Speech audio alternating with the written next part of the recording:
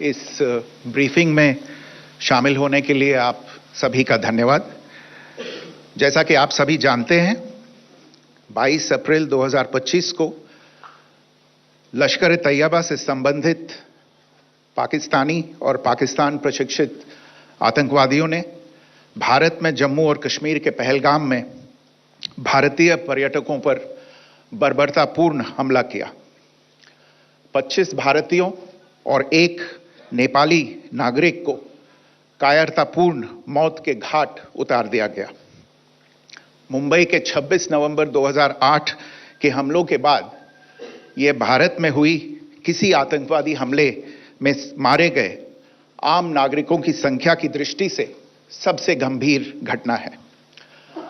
पहलगाम का हमला अत्यधिक बर्बरतापूर्ण था, जिसमें वहां मौजूद लोगों को करीब से और उनके परिवारों के सामने सिर पर गोली मारी गई। हत्या के इस तरीके से परिवार के सदस्यों को जानबूझकर आघात पहुंचाया गया।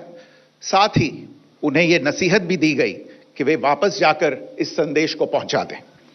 यह हमला स्पष्ट रूप से जम्मू और कश्मीर में बहाल हो रही सामान्य स्थिति को बाधित करने के उद्देश्य से किया गया था। चूंकि पर्यटन फिर से अर्थव्यवस्था का मुख्य आधार बन रहा था, इस हमले का मुख्य उद्देश्य इसे प्रतिकूल रूप से प्रभावित करना था। पिछले वर्ष आप सभी जानते हैं, 2.25 करोड़ से अधिक पर्यटक कश्मीर आए थे। इस हमले का मुख्य उद्देश्य इसलिए संभवतः यह था कि इस संघ राज्य क्षेत्र में विकास और प्रगति को नुकसान पहुंचाकर इसे पिछड़ा बनाए रखा जाए और पाकिस्तान से लगातार होने वाले सीमा पार आतंकवाद के लिए उपजाऊ जमीन बनाने में सहायता की जाए। हमले का यह तरीका जम्मू और कश्मीर और शेष राष्ट्र दोनों में सांप्रदायिक दंगे भड़काने के उद्देश्य से भी प्रेरित था। इसका श्रेय सरकार और भारत के सभी नागरिकों को दिया जाना चाहिए कि इन प्रयासों को विफल कर दिया गया। एक समूह ने खुद को रेजिस्टेंस फ्रंट TRF कहते हुए इस हमले की जिम्मेदारी ली है।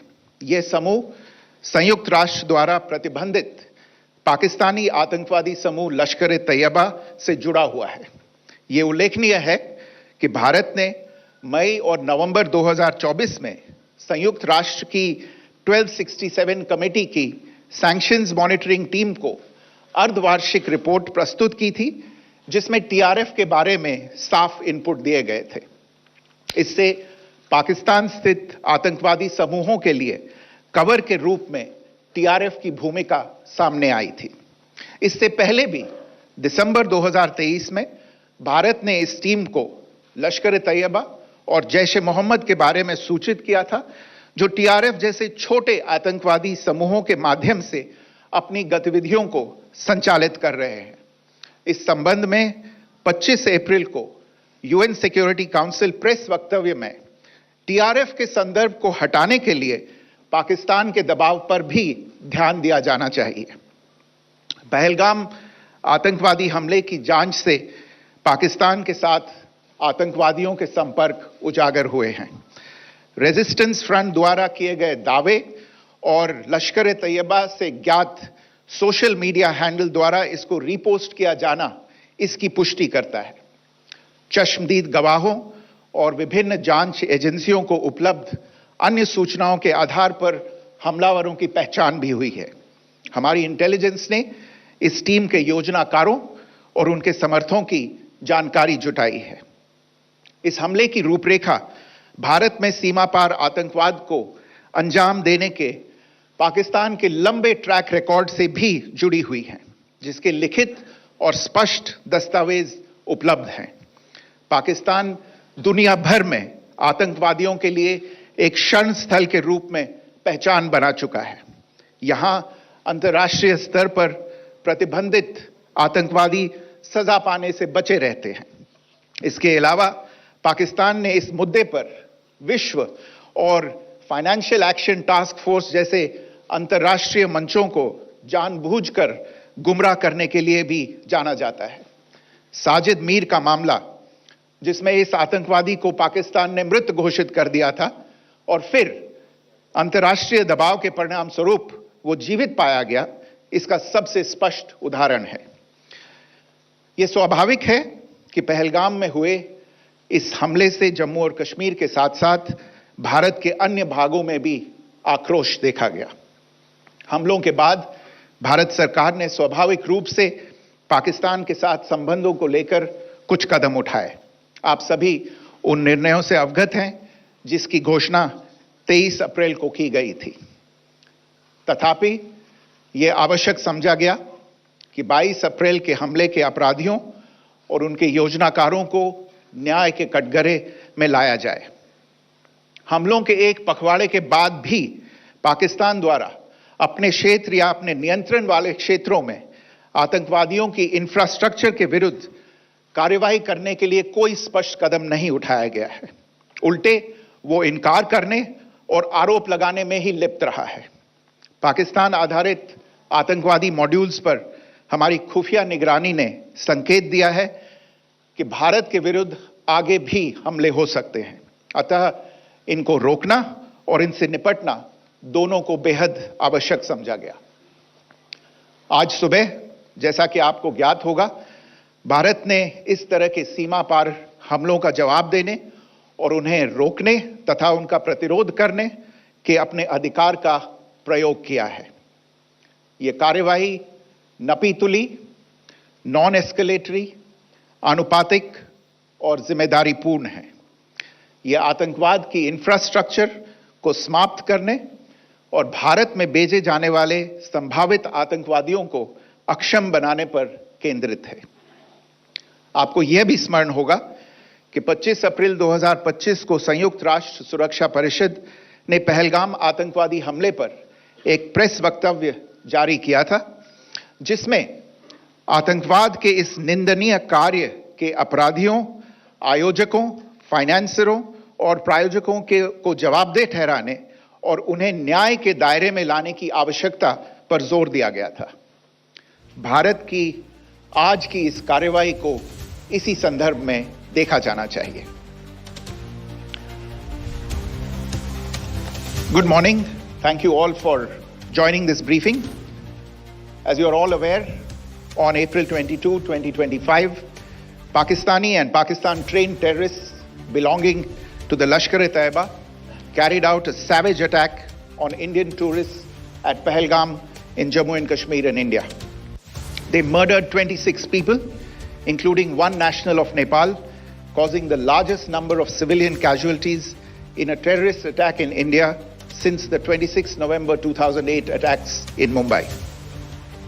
The attack in Pahalgam was marked by extreme barbarity, with the victims mostly killed with headshots from close range and in front of their families. Family members were deliberately traumatized through the manner of the killing, accompanied by the exhortation that they should take back the message. The attack was clearly driven by the objective of undermining the normalcy returning to Jammu and Kashmir. In particular, it was designed to impact the mainstay of the economy, tourism, with a record 23 million tourists visiting the valley last year. The calculation presumably was that harming growth and development in the Union territory would help keep it backward and create fertile ground for continued cross-border terrorism from Pakistan. The manner of the attack was also driven by an objective of provoking communal discord, both in Jammu and Kashmir and the rest of the nation. It is to the credit of the government and the people of India that these designs were foiled. A group calling itself the Resistance Front has claimed responsibility for the attack. This group is a front for the UN-proscribed Pakistani terrorist group Lashkar-e-Taiba.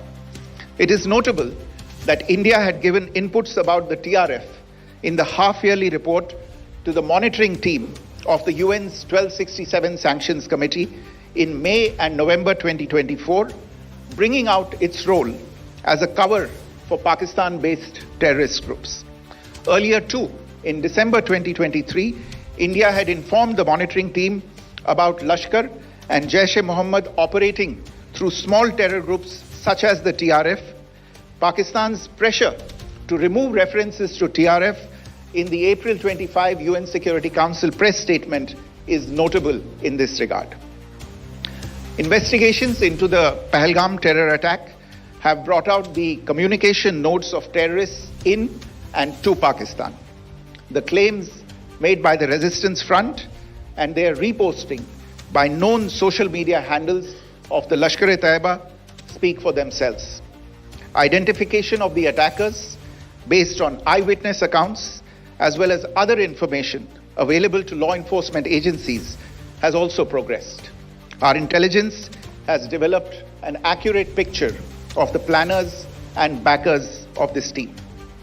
The features of this attack also tie in with Pakistan's long track record of perpetrating cross-border terror in India, which is well documented and beyond question.